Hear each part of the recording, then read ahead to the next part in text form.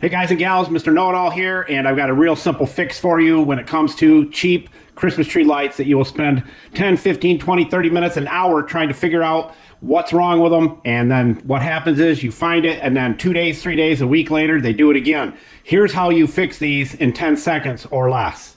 So this is it right here. Foot on pedal, open lid, take junk lights, throw them in trash.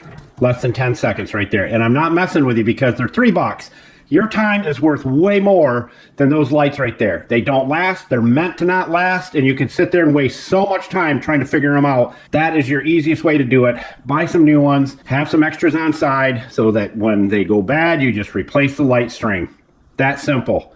Mr. Know-It-All, out.